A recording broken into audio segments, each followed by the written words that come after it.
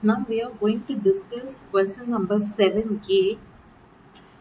The cost sheet of Abdomen Limited for the period ended 31st March 2024 is as under. Direct material, direct labor, expenses, prime cost, factory overhead, works cost, office and administrative overhead, cost of goods sold, selling and distribution overheads, and cost of sales. So they have given the cost sheet breakup.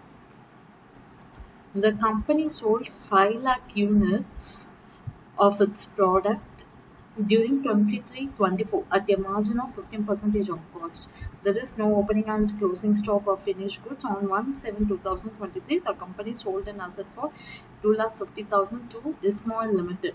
The constant accumulated depreciation of the asset as on 31st March 2023 is 3,50,000 and 1,50,000 respectively. The company charges depreciation at 10% under written down value method. There is no tax on profit on sale of asset. So for this sale, that is, we have sold an asset to Ismail, right? So for that, there is no tax. The market capitalization of the company comprises of the following. So 12% bond, equity share capital, reserves and surplus. So total comes to 18 lakhs. Additional information, risk-free rate of return is 10%. Nifty return is 15%. Nifty in the sense this is for market return. So effective rate of tax applicable to the company is 30%. Beta factor of the company is 0.9. Assume principle of cost asset, capital asset pricing model holds good. So we need to calculate based on capital asset pricing model, that is for return of equity. So calculate economic value added of Abdomen Limited as on 31st March 2024 and comment on your answer. So we need to calculate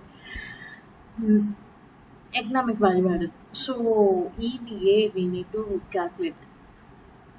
So for calculating EVA, we require cost of bond. So cost of bond here is we are having 12% bond. So for in bond, we will be able to save taxation. So first, I need to give impact for that. So my cost of debt before tax is 12%. So now I require cost of debt after tax. So after tax, how I will be calculating this before tax into 1 minus t. So into 1 minus my tax percentage here is 30%. So 1 minus 0.3. So 12 into 0.7. So I will be getting 8.4%. This is my cost of bond here. So now I need to calculate cost of equity. So cost of equity is based on CAPM model. So for CAPM model, we have formula for risk-free rate of return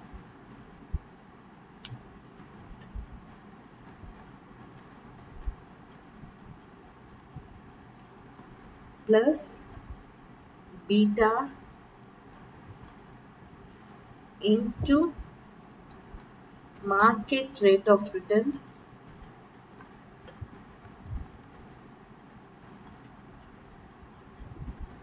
minus risk-free rate of return.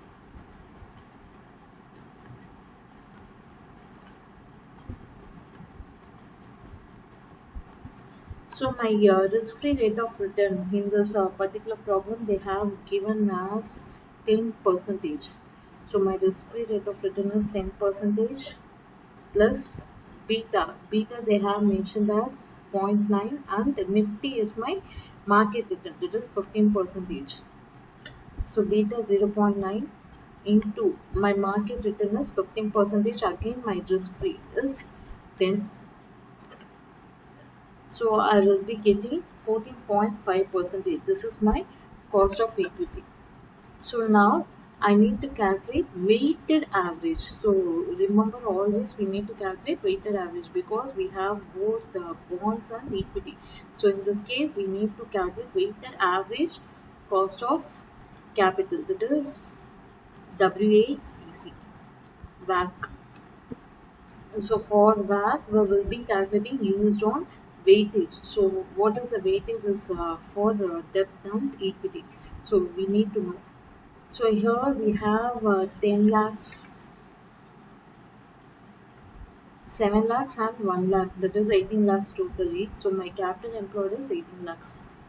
So 12% bond, that is 10 lakhs. Equity, share capital 7 lakhs. Reserves and surplus 1 lakh. So my total capital employed is 18 lakhs. So this is my total capital employed. Fine. So here I need to calculate what my weightage. So my weightage into my percentage. So here my percentage is 8.4 percentage. Here my equity is 14.5. So same is going to apply for reserves and surplus. So I am calculating using weight. So that is 10 lakh divided by 18 lakhs. I will be getting the weight. So 14.5 into 7 divided by 18 lakhs. Again 14.5 into 1 lakhs divided by 18 lakhs. So I will be getting 11.11 percentage as my WACC. So here I have calculated straight away. That is 1 lakh divided by 10 lakhs divided by 18 lakhs. So in this way also you can calculate, or you can calculate the proportion first. That is 10 lakh divided by 18 lakhs. So you will be getting how much is the weight, and then you can multiply this. So in either ways you can calculate. So this is my weightage.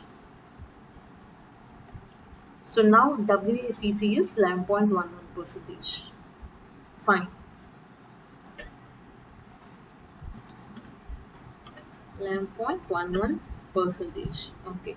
So now in next step I need to calculate economic. What is my NOPAT? That is net operating profit after taxes. So I want to calculate net operating profit after taxes. So here, so in this particular problem we have given 5 lakh units of its product during 2023-24 at the margin of 15% on cost.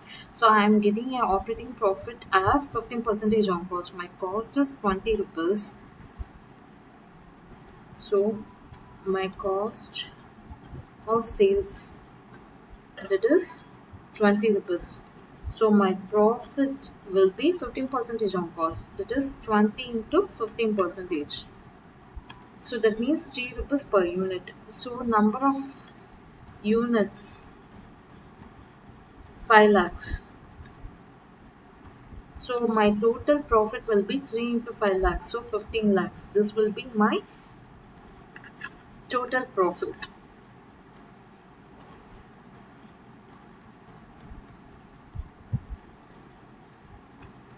So 15 lakhs. So here I want net operating profit after tax. So I am reducing tax. So tax is 30% on 15 lakhs. So I will be getting 10 lakh 50,000 as my NOPAT. That is net operating profit after taxation. So here there is no need to give adjustment for this asset sold anything. I am not giving any adjustment for this. Since this and all doesn't form part of operating profit, I am not giving any adjustment. So here in this particular problem I can calculate the operating profit straight away. So I am calculating in this way. So it will save lot of time for us. Then, so what is my economic value added formula? EVA is equal to NOPAT minus cost of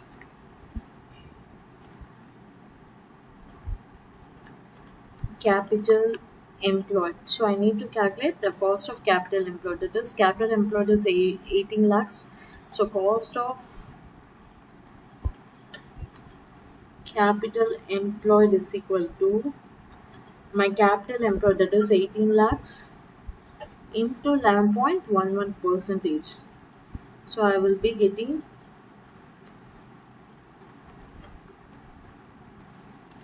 1,99,980. So my NOPAT is 10,50,000 minus 1,99,980. So my EV is 8,50,020 rupees. So I have calculated EVA. Now the important thing is comment on your answer. So we should not miss this comment. Usually what we will do, we will calculate EVA. So if I am calculating the EVA, I will be getting only 6 marks. For this comment, at least they will be awarding 1 mark. So if I am missing this comment, for sure even if my answer is right, I will lose 1 mark. So remember, always read the question properly, and you please cross verify whether you have given answers for all the questions. So here, economic value added we have done. So we need to give comment on your answer they asked. So what will be the comment? So since here my EV is positive.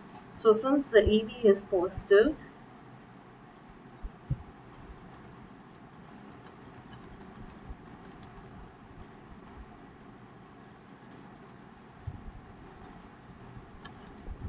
means Tamil Limited surpassed. So the expectation of shareholders is surpassed. So surpassed the expectation of shareholders, and it created wealth for its shareholders. So this is your comment. So if it is positive, always remember it is surpassed and it created the wealth for its shareholders. So let's move on to the next question, 7B. Nitos Limited, a manufacturer of fountain pens, received an order of 16 units of a new fountain pen named Gold X. The first unit was made in 20 direct labor hours. The production manager expects 80% index. Index is minus 0.322 learning effort for this type of operation. So far, 6 units have been completed and a total of 81.91 direct labor hours have been recorded. So now we have completed 6 units. The cost and sales price for first unit of fountain pen have been estimated as follows. So they have given 20 hours into 6 rupees. So we are expecting 20 labor hours per pen, right? So 20 hours into 6 rupees. They have given 120 rupees of direct labor, materials 20 rupees, and variable overhead 0.5, that is 50 paise per direct labor hour. Fixed overhead apportioned 5 rupees per direct labor hour. Profit markup 20% on cost, sales price 300. So you are required to analyze the estimated sales price of fountain pen for the initial order of 16 units. So we need to calculate for 16 units. What is the price, estimated sales price we need to calculate. So assess the minimum quota price per unit if a repeat order. So if a repeat order again, if you are getting another order for 20 units, is also received from the same customers, what will be our quota price? That is what we will ask for price.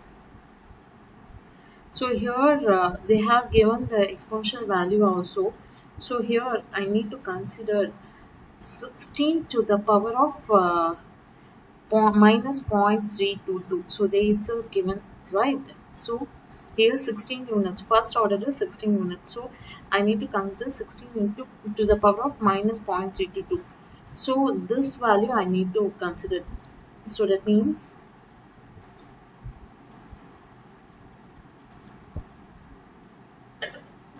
total time taken to produce 16 units, that is y is equal to 20 into 16 to the power of minus 0.322, that is 0.4095, into again 16, that is number of units. So if I'm solving this, I will be getting 131.04 labor hours. My labor hours will be 131.04 hours. So that is for producing 16 units, I required 131. So usually remember the formula. So first per unit, I require 20 units. So 20 into 16, 16 units, right? So for producing 1 unit, I require 20 hours. So 20 into, I need to calculate time for 16 hours. So into 16 into my learning rate, that is 0.322 they have given. So here I need to search for 16 to the power of minus 0.322. So I have to apply 0.4095. So I will be getting 131.04 labor hours in a simple way. So now I need to calculate sales value. So sales value of 16 units of pen.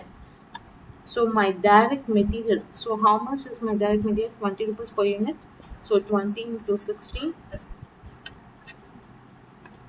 320. Direct labor. So direct labor is 6 rupees per hour. So how many hours I require? 131.04 into 6 rupees per hour. So 786.24. Variable overheads. So variable overheads, how much they have given? 0.5 per direct labor hour. So if you have gone wrong with direct labor hours, all the answer will be in wrong answer only, incorrect only. So 131.04 into 0.5. So I will be getting 65.52. Then what next? Fixed overheads. So fixed overheads, what they have told, 5 rupees per labor hour. So again, how many labor hours? 131.04 into 5 rupees.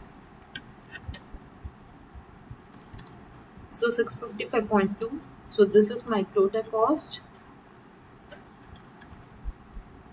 So now I want to add profit. So they have given profit as 20% on cost. So my sales price per unit. So here I am getting sales price per unit, that is 2192.35. Sorry, this is sales value. So sales price per unit will be 2192 divided by 16. So 137.02 will be my per unit sales price. So hope this is a simple question we can easily calculate.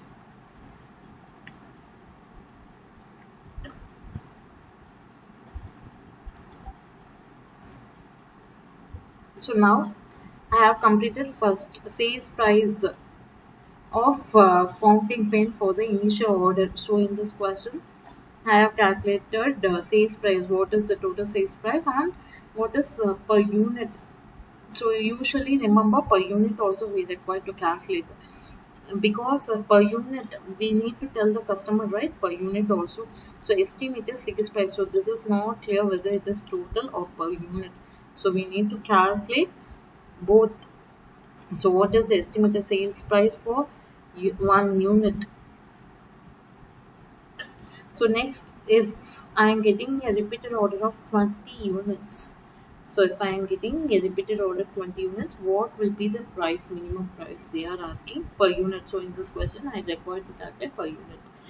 Okay, now I need to calculate what is the total time for producing this 16 plus 20, 36. Then only I can compute the differential time for this 20 units. So you always remember to calculate what is the total time for this 20 plus 16 units, that is for 36 units. So usually we will do mistakes by calculating 20 units, but remember this learning curve will be applicable from first unit onwards. So I can't apply for 20 units here. So this is total time taken for. So now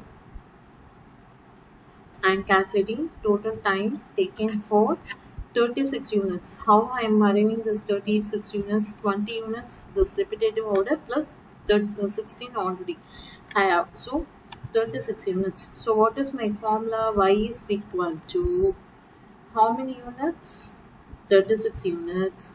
Per hour it is 20. Per unit I have required 20 hours initially, right? So 20 into 36 units into, so here my learning curve will be 36 to the power of minus 0.322, that is 0.3154, 0.3154.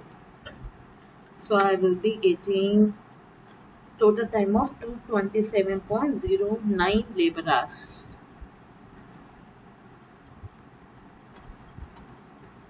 So out of this, now I am calculating what is the time for 20 hours. So time taken for 20 units. So that is for total 36 units I am taking 227.09. Out of this, for 60 units I have already consumed 131.04.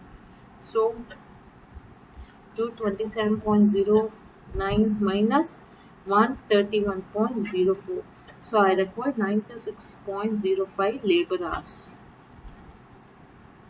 So now I am calculating what is the sales value. That is minimum quoted price.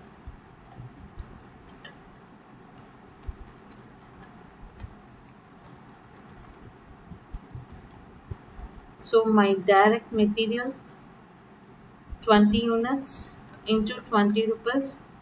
So 400 rupees. Direct labor 96.05 hours into 6 rupees per hour.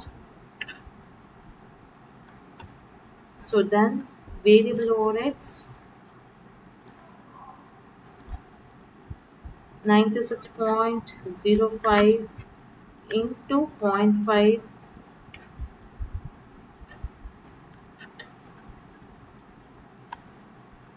fixed overheads 96.05 into 5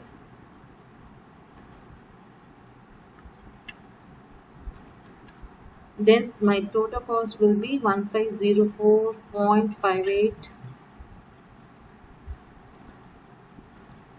My profit 20% again. So sales value will be 1805.49.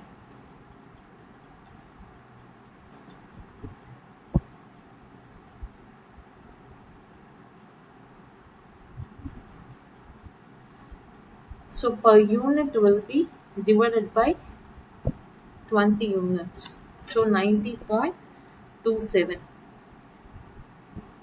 So my sales price, that is minimum quoted price per unit, is 90.27. So students will always go wrong with this formula.